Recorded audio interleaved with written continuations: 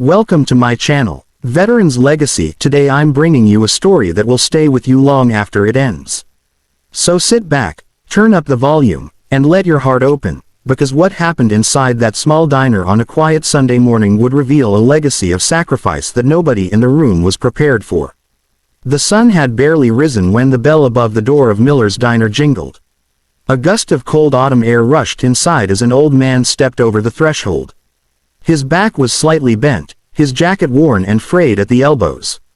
A faded baseball cap sat low on his head, the brim casting a shadow over eyes that had seen far more than this world ever cared to ask about. He walked slowly toward the counter, not because he was fragile, but because age had taught him there was no need to rush anymore. "Morning, Mr. Harper," the waitress, Annie, said kindly. She always greeted him with warmth, one of the few who didn't look at him with pity or impatience. "Morning, sweetheart," Mr. Harper replied, voice gravelly but gentle. "Coffee, black." As he lifted his arm to remove his cap, the sleeve of his jacket slid down. That's when a group of young men sitting in the booth behind him saw it, the tattoo. A bold, inked symbol wrapped around the old man's forearm. But time had warped it. The colors had faded, the edges blurred like memories on the brink of slipping away forever. "Yo, check that out," one of the boys snickered, nudging his friend. "Old man's got prison ink." Another laughed. "Looks like he got that in the 60s. Did they even have real artists back then?" Their voices weren't quiet. They weren't meant to be. Mr. Harper didn't react. He simply folded his hands together on the counter and stared ahead. People had been laughing at him for years, at his clothes, at his meekness, at the way he never defended himself. They didn't know what that symbol meant. They never had. He didn't care to explain. Some stories stay locked away, guarded like a final gift for the end of the road. "Don't mind them," Annie whispered softly as she poured his coffee. He smiled, faint but sincere. "Nothing to mind, dear." But someone else had heard it too. A man seated in the corner, in crisp service khakis that still smelled faintly of salt and gunsmoke. He was in his 30s, broad-shouldered with the posture of someone who had spent half his life under orders. Captain Reed Lawson, USMC, home on leave for the first time in 2 years. He narrowed his eyes at the tattoo. At first, he thought he was mistaken. It was too faded, too warped, but then the old man adjusted his sleeve, and the light from the window caught it just right. Captain Lawson froze. No, it couldn't be. That symbol, that exact configuration of numbers, lines, and insignia, didn't belong to a prison gang. It didn't belong to street punks or bar-hopping rebels. It belonged to a Marine unit so infamous, so elite, so deadly in their missions, that even active military rarely met one of them in person. The 3rd Reconnaissance Battalion, Ghost Platoon. Disbanded decades ago. Classified missions. 0 survivors recorded on their last operation. The old man was wearing the mark of the dead. And they were laughing at him.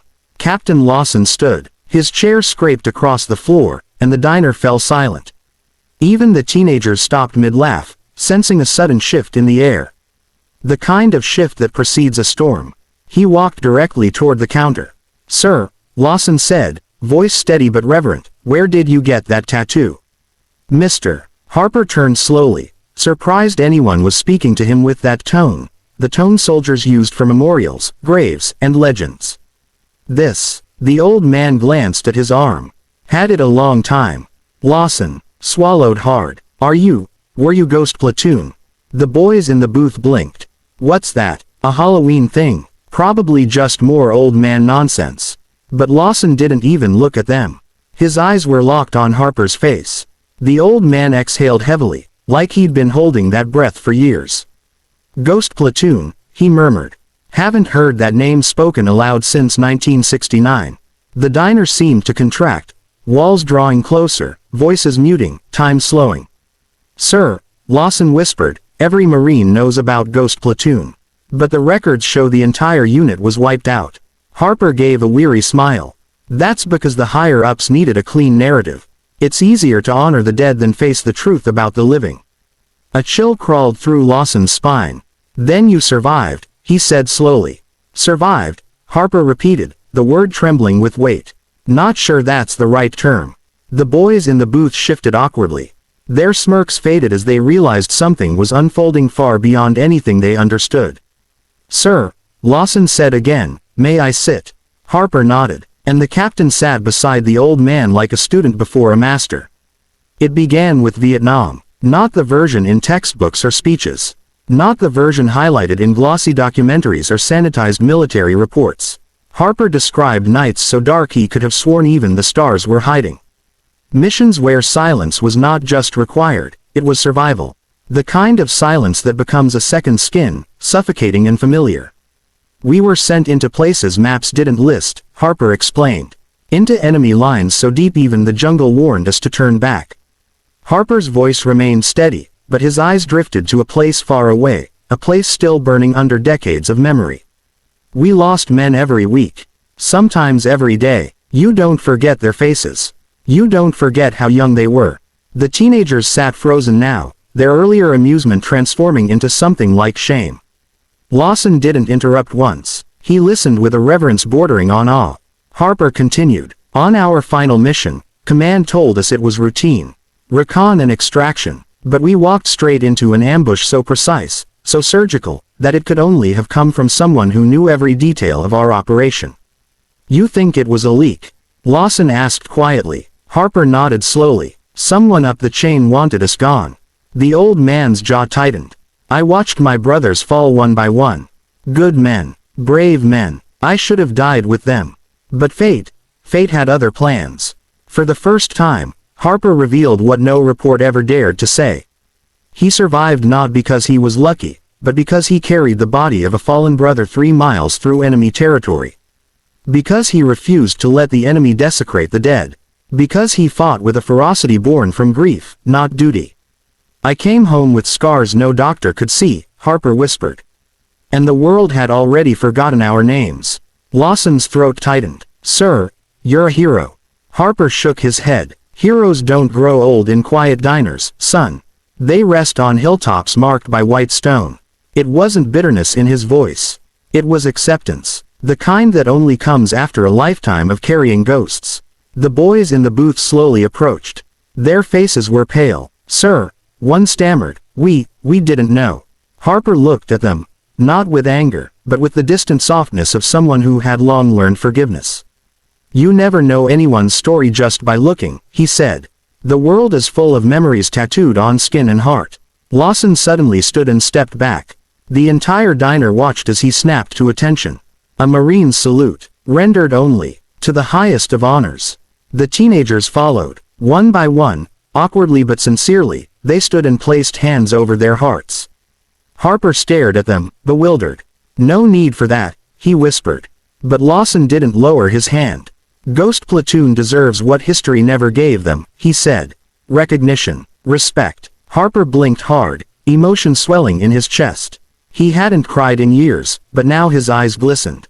Lawson continued, voice steady. "Sir, the Corps will want to hear this. I can help file a report. We can reopen the records. Make sure your brothers' names are honored properly." Harper trembled. "It's been so long." "Then let this be the beginning." Over the next hour, Harper told more, stories he hadn't spoken aloud in decades. Stories of bravery, loss, courage, and brotherhood that transformed the diner into a living memorial. By the time he finished, the sun had climbed high in the sky. Lawson placed a firm hand on his shoulder. "You're not forgotten," he said quietly. "Not anymore." And for the first time in many years, Harper felt something warm stir in his chest. Peace. Real peace. That evening, Captain Lawson contacted his commanding officers. And days later, military historians. Then the Department of Veteran Affairs. Within months, the truth surfaced. Names long buried were restored. Honors revoked by silence were reinstated. Medals collected dust no longer. And one quiet morning, at a memorial ceremony overlooking a field of white headstones, Harper stood with trembling hands as a folded flag was placed gently in his arms. The flag of Ghost Platoon. The platoon that never truly died, because one man had carried their legacy for half a century. Lawson stood beside him, unwavering. "You brought them home," the captain said. Harper stared toward the horizon. The wind carried the echo of old voices, old laughter, old lives. "No," He whispered. They brought me home. And that is the story of the old man with the tattoo, the one people laughed at until a U.S. Marine Corps captain recognized the mark of sacrifice. Thank you for watching. If this story moved you, if it reminded you that every veteran carries a world of untold battles within them, then please like, comment, and subscribe. Your support helps keep these stories alive. And the legacy of heroes, the ones who walked before us, deserves to be remembered forever.